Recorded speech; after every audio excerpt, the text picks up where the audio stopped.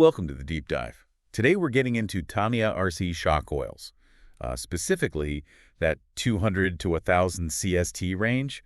Right. Your mission, really, is to get a solid grip, fast, on how tuning this stuff affects your RC's handling, without drowning in details. Exactly. And it's important to remember shock oil isn't just about soaking up bumps. Not at all. Okay. It's actively controlling how your suspension moves. Mm. And that control is, well, it's vital for keeping the tires on the track. Right, that contact patch. For grip, handling. For everything. Acceleration, braking, cornering it, all comes down to that tire contact. So when we say shock absorber, that's maybe not the best term. Is it more about damping? Precisely. Yeah, the spring absorbs the big hit, sure. Yeah. But the oil damps the spring's oscillation. It controls the speed of compression and maybe even more importantly, the rebound.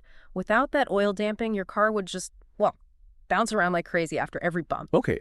So how does that damping actually work inside the shock? It's pretty simple, really. You've got a piston with little holes in it moving through silicone oil inside the shock body. Right.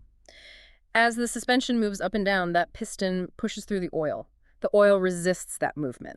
Resistance. And that resistance is the damping force. Thicker oil means more resistance, which means slower suspension movement, more damping. And thinner oil, less resistance, faster movement. You got it, less damping. Now, Tamiya uses this CST system, Centistokes.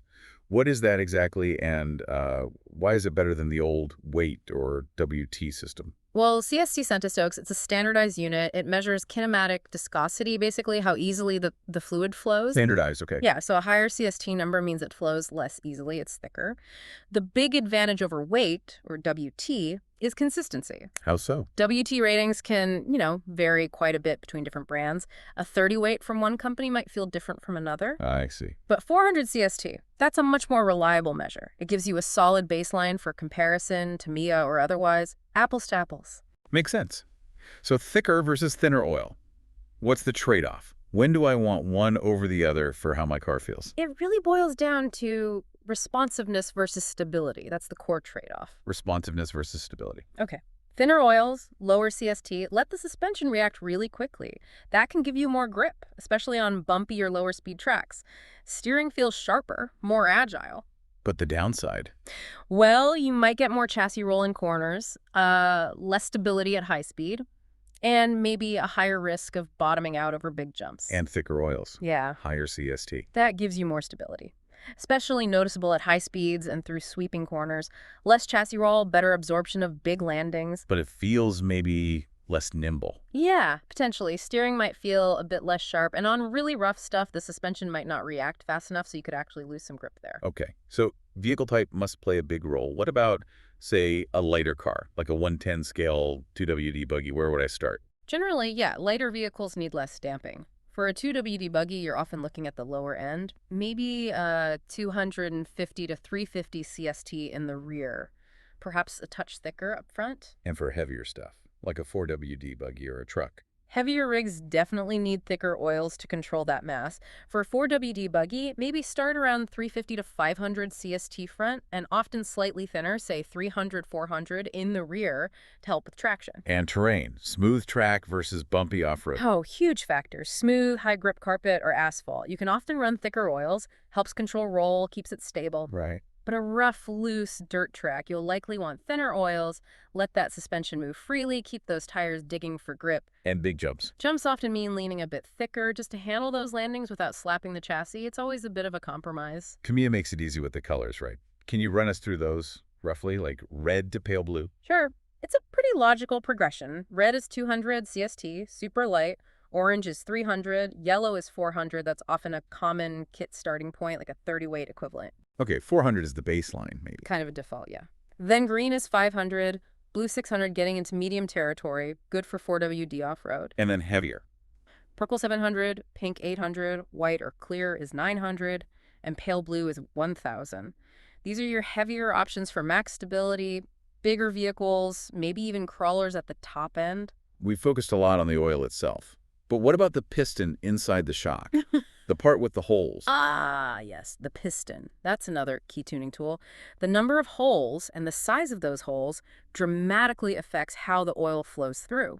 Oh, so? Fewer holes or smaller holes restrict the flow more. This creates more resistance, especially during fast movements, like landing a jump. We call that pack. Yeah, good for jumps then. Can be, yeah. Yep. Helps prevent bottoming out.